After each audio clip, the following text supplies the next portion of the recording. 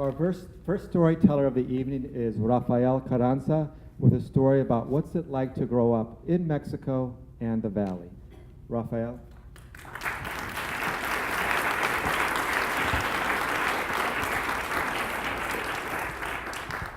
Good evening, everyone, and thank you for joining us. I work for the Arizona Republic. I cover the U.S.-Mexico border, and though I have my fair share of experiences and stories pertaining to the border, instead I want to talk to you about what it is about the border that called my attention and why I wanted to become a border reporter.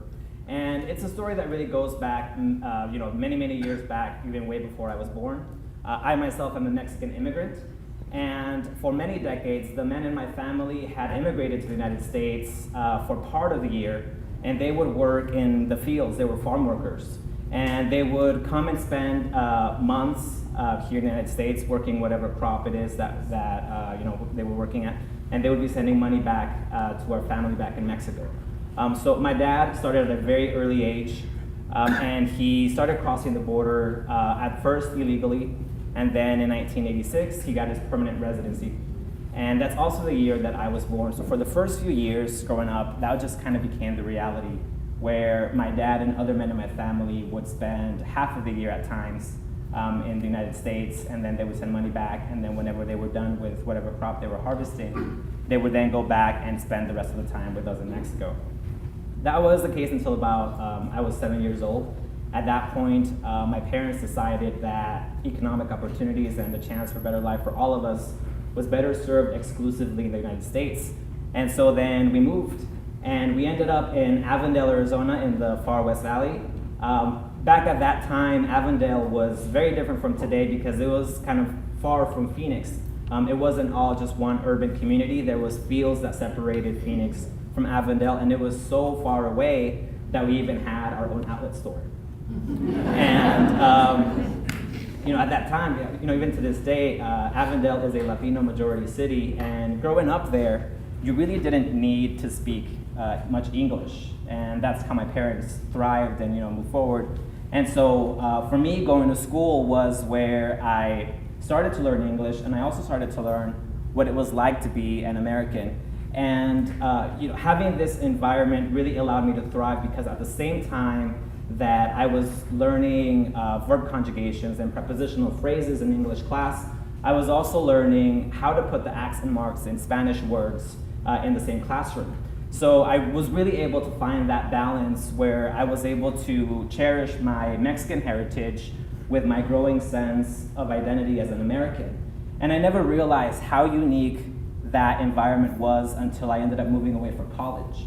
So when I ended up at Arizona State University at the age of 17, it was a complete culture shock. I mean, I went from a community where I was able to speak English and Spanish very easily, and where I was part of the dominant culture, to an environment where I was the absolute minority. I mean, I could count in my hands the number of students, of Latino students in some of my classes. And it was a really eye-opening experience because there was just a lot that happened at that time. I mean, in college was the very first time where I first experienced racism and prejudice. I remember when I was walking home, there was a student that from his apartment, the balcony of his apartment, yelled at me and told me to go back to Mexico. So then it was just a kind of a big contrast that in such a prized learning environment, it would also be a place for me to learn a lot of things about my life. And as a journalism student, especially in our focus in storytelling and telling other people's stories, I quickly realized that I was very much attracted to these types of stories that were very similar to my upbringing. They were very different from the types of stories that some of my other peers and journalism students were telling. So I kind of made it my mission and my aspiration to continue telling these stories and in my career, be able to bring to light some of the instances and experiences such as the ones that I grew up in, that many people may not be familiar with. And so in 2009, when I finished school, just by a stroke of luck, my very first job ended up being in the Rio Grande Valley. And if you don't know where that's located, it's in the very southmost tip of Texas, and it's right along the border next to the Gulf of Mexico. And it was a very interesting time to be there because when I got there in 2009, there was a lot of violence taking place on the Mexican side There were two cartels that were going at each other's throats. They were in an all-out war, and that pretty much resulted in daily gunfights and beheadings and all of these episodes of violence.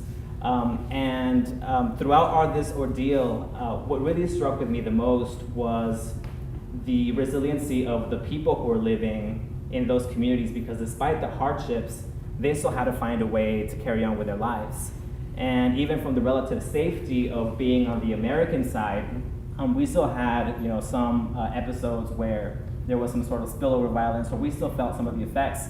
But even then, these are communities that have been side by side for generations, and so a lot of these families straddled both sides of the border. And even the ones in the United States, they were not deterred by this violence from seeing their loved ones across the border. For them, the ties of blood were a lot stronger than bloodshed.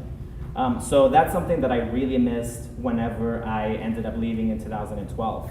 And I was very, very fortunate that a little less than a year ago, I got the opportunity, now working for the Arizona Republic, to become the reporter for the U.S.-Mexico border, and focusing especially in southern Arizona, because it allowed me to be in that type of environment once again and to share those types of stories. And especially in working in this project that you'll have the chance to read about next week, it exposed me to a lot of different stories, and in particular there's one that stands out, which is two Central American migrants.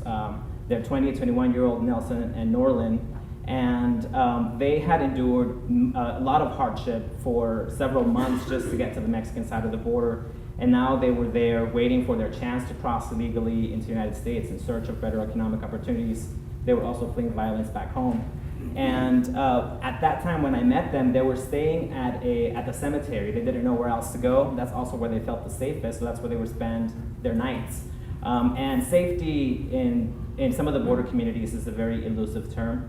And that's something that I think they found out the hard way, because a couple of days after I met them for the first time, they were kidnapped. And they were able to get away, fortunately, and they were able to tell me a bit more about what happened. Because they didn't know where else to go, they just decided to go back to the cemetery and continue sleeping there until the heat subsided so they could try to cross. And during this whole ordeal, I couldn't help but think, and even to this day, kind of put myself in their shoes, and I couldn't help but think of my father, especially because, at their age, when he was 21, he was doing the same thing. He was also trying to make the crossing into the United States. But whereas I had the certainty of knowing what happened to my father, obviously I'm here today, he's here in the US as well, there was no certainty about what was going to happen to Nelson and Norlin once they left that cemetery in Nogales. I think in addition to that, one other big thing that stuck to me was just the great privilege that I have to be a Mexican immigrant that has, that legal document that authorizes me to live in the United States, whereas they don't. But along with, that privilege, there's also that sense of responsibility and a huge opportunity, because as a journalist, I'm able to share not only those stories, but the stories of this community that I feel that a lot of times it either is neglected or just underreported. It's just the things that happen there not necessarily get exposed and how they are around the rest of the country. And so thanks to my job at the Arizona Republic, I'm able to share those types of stories.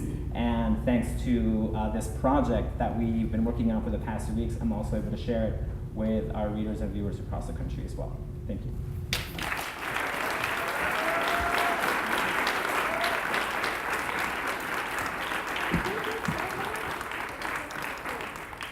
Rafa, thank you so much for your journalism. Thank you so much for sharing your story with us. When Rafa first started working on this piece, I was so moved by his insights into what it's like to be really flourishing in a totally bicultural environment, and what a gift he had living in Avondale and also with school systems. I love that phrase. I did not give it to him, where he said I learned how to conjugate verbs and where to put my accents. I was like, God, you are a writer. I also appreciate Rafa's point of view. He's one of 37 million people who live here and work here every day as legal immigrants, and we're really grateful that he's welcome to share his point of view and his insights with our journalism, because it really does matter who's making your news. Like when Rafa talked about like having a different point of view of all of his students, his colleagues at ASU in those journalism school classes, I thought, oh my God, yeah, I would have been that girl sitting next to him pitching a story about like what nail polishes are in for fall. Which you'd know if you followed my journalism career. So thank God that there are other people like Rafa sitting next to me in class. Whew.